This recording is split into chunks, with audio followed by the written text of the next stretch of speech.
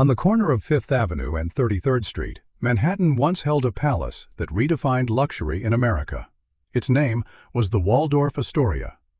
At its height, it was the largest hotel in the world, 17 stories tall, more than 1,000 rooms, a 300-foot corridor known as Peacock Alley, linking two massive towers born not from harmony, but from a family feud. To the public, the Waldorf Astoria was elegance incarnate. Marble floors, crystal chandeliers, uniformed staff gliding silently across polished halls. It was a place where presidents dined, royalty slept, and wealth felt permanent. But beneath the marble, behind the chandeliers, there was another story, one New York tried to forget. This is the dark history of America's greatest Gilded Age hotel, and the price paid so the rich could feel untouched. The Gilded Age promise. The Waldorf was born during the Gilded Age, an era of explosive wealth and brutal inequality. America's industrial titans were reshaping the country. Railroads, steel, oil, and finance created fortunes almost overnight. And nowhere was the gap between rich and poor more visible than New York City. Luxury became a weapon, a way to display dominance. The Astor family, among the wealthiest in the nation, envisioned a hotel that would eclipse anything Europe could offer. The Waldorf would not simply house guests, it would redefine status. When the Waldorf opened in 1893, it was unlike anything the city had ever seen. Electric lighting, private bathrooms, fine dining, ballrooms. The elite finally had a place that felt built exclusively for them. But from the very beginning, the building's grandeur was built on speed, and speed came at a cost. The men who built it and disappeared. Construction of the Waldorf moved at an unforgiving pace. Scaffolding rose quickly. Steel was hauled by hand. Safety regulations were minimal, often non-existent. Men worked long hours at dangerous heights with little protection and no real insurance. Falls happened. Crushings happened. Fatal accidents happened. And when they did, work did not stop.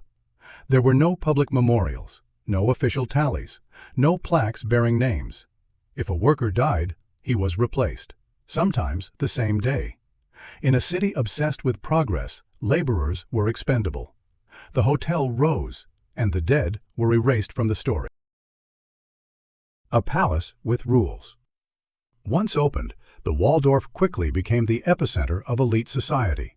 But its prestige came with boundaries. The hotel was segregated, quietly, deliberately, and firmly. Black guests, no matter their wealth or status, were routinely turned away.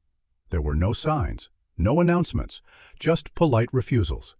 Diplomats, entertainers, and businessmen were redirected elsewhere, their presence deemed incompatible with the image the Waldorf wanted to project.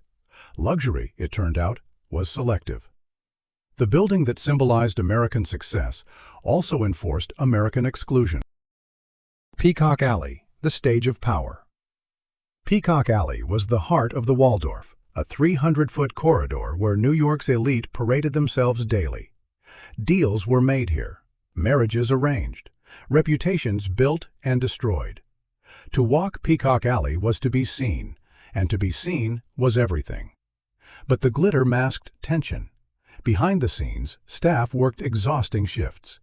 Maids cleaned rooms endlessly. Porters carried trunks heavier than themselves. They were expected to be invisible and silent. The rooms no one talked about.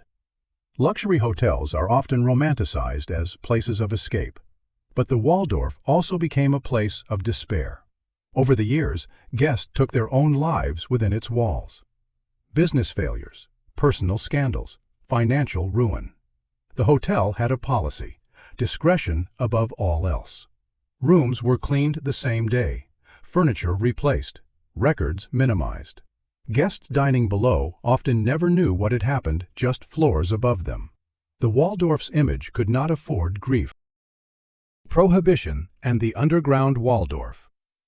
When Prohibition began in 1920, the United States outlawed alcohol overnight. Publicly, the Waldorf complied. Officially, it was dry. In reality, it went underground. Coded orders replaced wine lists. Trusted suppliers delivered discreetly. Private dining rooms served drinks that never appeared on receipts. Organized crime moved quietly through service corridors. Money changed hands behind closed doors. At least one bootlegging supplier was later found dead inside a service area, a death that never made headlines.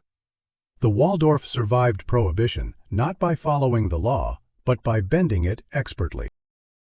The crash of 1929. Despair in silk sheets. When the stock market collapsed in October 1929, the illusion of endless wealth shattered. Fortunes evaporated overnight, and the Waldorf saw the consequences firsthand. Suicides surged. Men who had once dined like kings checked into rooms they would never leave. Women whose lives had been built on status faced sudden ruin. Again, the hotel followed procedure. Quiet removals, rapid cleanups, no headlines. The guests below continued to sip coffee beneath chandeliers, unaware or unwilling to know. The end of a giant. By 1930, the Waldorf Astoria was no longer sustainable. The world had changed. Luxury had shifted, and the land beneath the hotel had become more valuable than the building itself. The decision was made quietly. The original Waldorf Astoria would close.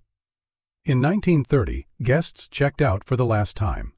By 1931, demolition crews arrived. Marble was stripped and sold, fixtures auctioned, walls torn down. The palace that had once symbolized permanence was reduced to rubble. And in its place, a new monument would rise. What the Waldorf really represented. The Waldorf Astoria was not just a hotel. It was a mirror, a reflection of an America obsessed with appearances, willing to sacrifice lives, dignity, and truth to preserve the illusion of greatness. It showed how luxury often depends on invisibility, of workers, of suffering, of injustice. And it proved that even the grandest monuments are temporary. The price of untouchable luxury. Today, people remember the Waldorf Astoria as a symbol of glamour. But symbols are selective. They show us what we want to see, not what was paid to make them possible. Behind the chandeliers were bodies. Behind the prestige were exclusions. Behind the elegance was silence. This was the dark story of America's biggest Gilded Age hotel, and the price it made people pay so the rich could feel untouched. If you enjoyed this documentary, please leave a comment, like the video, share it with others, and don't forget to subscribe for more stories like this.